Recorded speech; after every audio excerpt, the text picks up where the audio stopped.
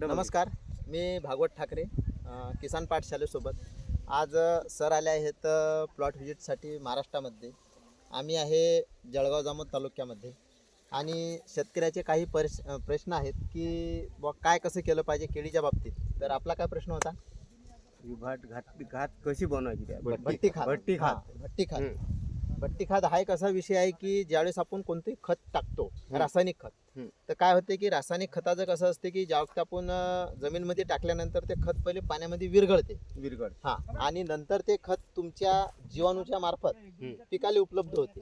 म्हणजे पहिले सोल्युबल होते, नंतर मोबिलाइज होते.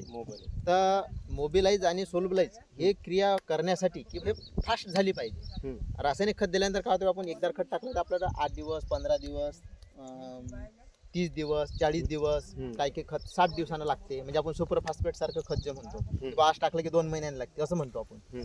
तर खत एक कमी टायमात लागलं पाहिजे आणि चांगलं लागलं पाहिजे. तर त्यासाठी आपण काय करत असतो, भट्टी खात हा एक प्रकार आहे. बी किसान म्हणजे जे बी किसान कंपनी किसान पाठशालाची जे गाईडलाईन आहे त्याच्यामध्ये आपण भट्टी खात हा एक जो कॉन्सेप्ट आहे किंवा जे आपण रासायनिक खत घेतो त्याच्यात तिप्पट आपल्याला कुजलेलं शेणखत घ्यायचं आहे. कुजलेलं शेणखत किंवा माती सुद्धा आपण घेऊ शकतो आपल्या जमीनमध्ये.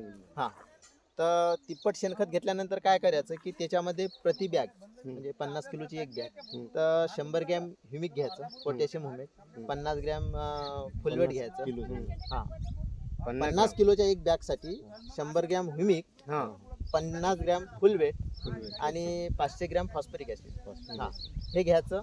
आणि जसं आपण रेती सिमेंट मिक्स करत असतो त्याप्रमाणे ते एक मिक्स करायचं आणि त्याच्यावर पाणी टाकत राहायचं आणि 7 दिवस ताडपत्रीमध्ये ते झाकून ठेवायचं एअरटाईट. 4 दिवस झाल्यानंतर त्याला फक्त खाली असं मोकळं करायचं आणि जर जास्त ओलं असेल तर त्याला फोडून घ्यायचं. खालून बी ताडपत्री पाहिजे, खालूनही ताडपत्री पाहिजे आणि पूर्ण ते झाकून घ्यायचं. याच्यामुळे काय होते की तुमच्या खताची जे बॉन्डिंग असते ते एकदम फुटून जाते आणि खत ते अवेलेबल मध्ये येऊन जाते. अवेलेबल फॉर्म म्हणजे जो आपल्याला 30 दिवस 35 दिवस समजा लागतात तर ते 7व्या दिवसपासून लागणं चालू होते.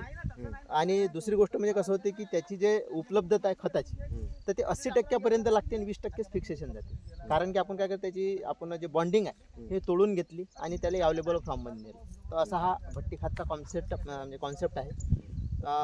जरूर तुम्ही कोणत्याही पिकासाठी वापर करा. खास करून जर वापर करताना काय करायचं, 2 लाईन 4 लाईन सोडून द्यायचं, बाकी कंटिन्यू वापरायचं किंवा 2 लाईनीच वापरा आणि बाकीची लाईन सोडून द्या. मी तुम्हाला त्याचा अनुभव घेऊन दिला. काही जरी माहिती लागलं तर कधी किसान पाठशाळेशी तुम्ही संपर्क साधू शकता. नमस्कार.